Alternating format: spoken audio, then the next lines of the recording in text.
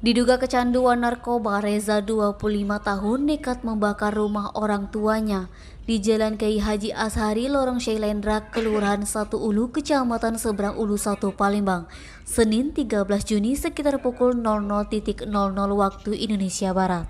Informasi yang dihimpun, pembakaran tersebut bermula saat Reza meminta uang kepada ayahnya Sulaiman 57 tahun. Sulaiman tidak memberikan uang lantaran sudah tahu peruntukan uang tersebut untuk membeli narkoba. Karena tidak diberi uang, Reza membakar rumah orang tuanya.